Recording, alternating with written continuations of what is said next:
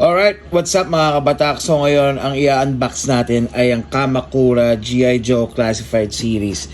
Ngayon, ang nakakatuwa dito ay wala akong idea kung anong laman nito. Except, syempre, nandito naman sa likod kung ano yung mga nakalagay sa kanya. So, 6.18 inches siya, 157mm.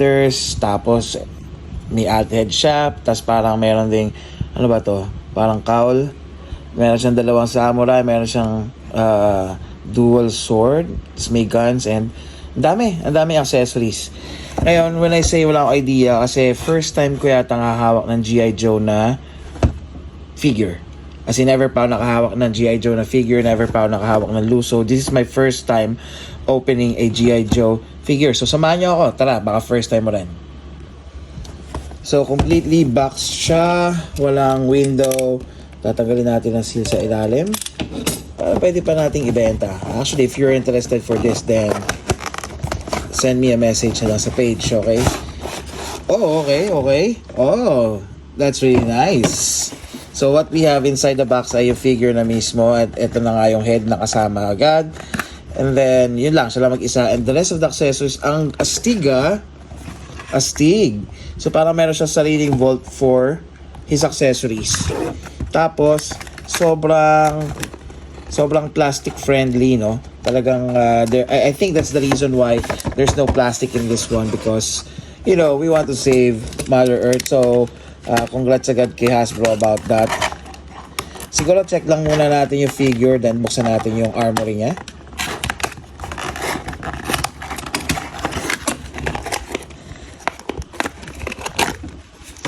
Okay, so here I have the Kamakura figure. It's 6 inches nga, no? Ramdam mo naman sa height kasi I think this is the same height, or it is the same height, same scale with Marvel Legends. Articulation wise, okay naman ang head. Hindi siya naka-butterfly joints, but I think that's okay. Medyo matigas tong part na hindi, okay lang pala. Usually kasi pag Marvel Legends, medyo mas mabilis. But I like the articulation, kumbaga may tigas. Ibig sabihin, talagang hindi siya basta-basta. Kumbaga there's crunch in it. Ayan. And medyo kakaiba yung ab crunch niya. Kasi it goes all the way there. Pero patalikod, medyo mas malalim yung ab crunch niya. Talagang ninja siya kasi parang siya ninja doon sa photo. And then ito, meron siyang leg swivel. Ito sa nakakapag-split. Okay, for ninja poses, I guess. Kasi like ninja nga talaga siya. And it goes as far as this for the leg joint. Tapos wala siyang foot massage. Hindi. Yung nabibend dito. I don't know what you call that. Pero wala siya noon dito. Sometimes it helps for more dynamic posing. Okay, well that's for the figure. And let's open the armory crate. Okay, so I really like the packaging. It's all paper, but it's nice. You don't usually see this with McFarlane. So this is number 61 versus classified series. Open natin siya.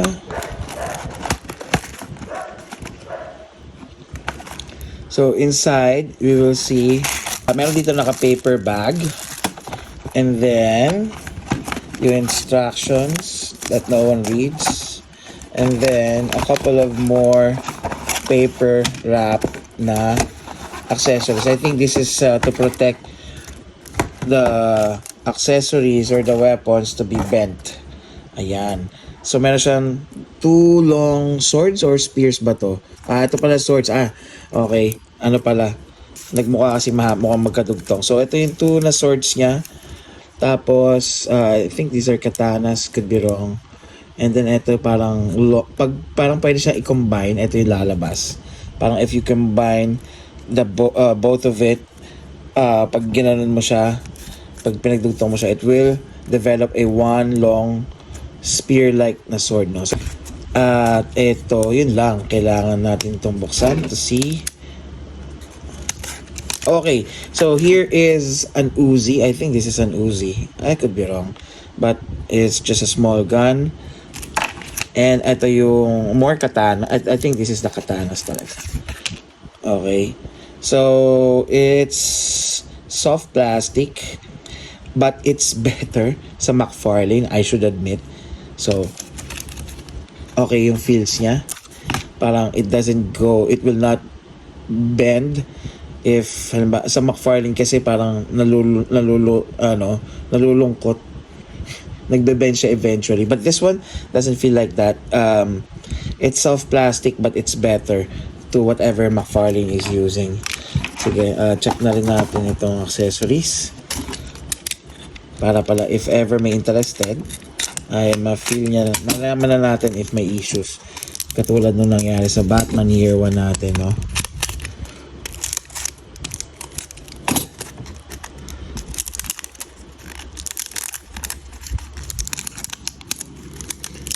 Okay, so this is the long form of the sword. Ayan siya. So my idea is that kapag pinagdugtong siya sa likod, ito yung mapo-form. Which most likely ganun yan, natama ako kasi this is how it looks like in here. Ayan. So this is the long form and this is like the short form versions of the swords. So parang pag ginanon niya, ito yung mabubuo. I don't know how it goes sa comics or sa cartoons. Okay, so we have a handful of accessories in here. So we have 2 katanas, another set of swords, and then pwede mo i-combine, which goes into this one, and then one na Uzi. Now what we have in the paper bag, let's check it out. And I'm guessing nandito yung alt head niya and some of the head accessories. Okay, so we have a handful of accessories here. I think this goes sa neck part yata. Oh, there's a handgun, there's another gun. Okay, sa neck part, and eto oh, there is a small knife, no? Tatanggal ba? O yun na yun. Okay, it's a small knife. Dami accessories, ha? And then I think this is for the, so this is our sword sheets, and that pwedeng kabit, and then we can go this one. All right, very cool.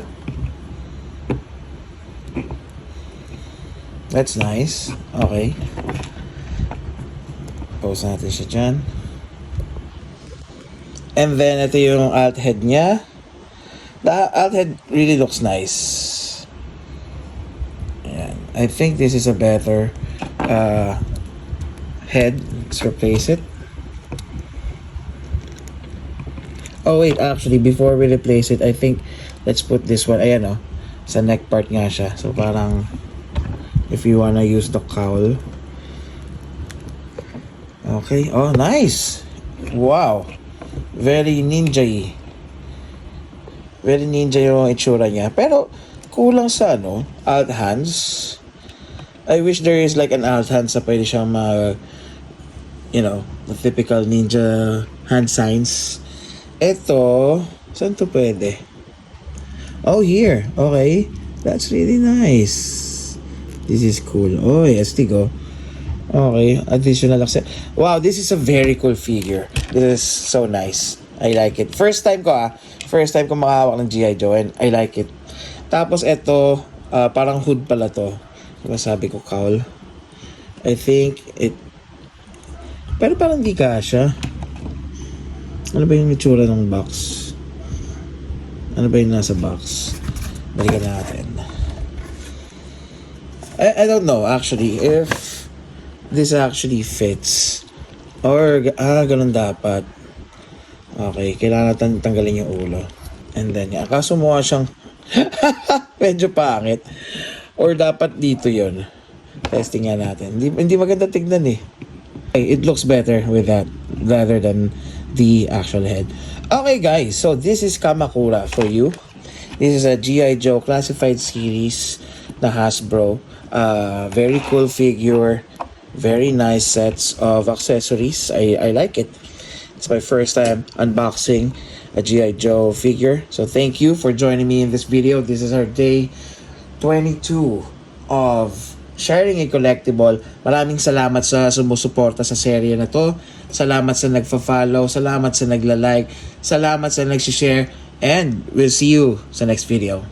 Shalom.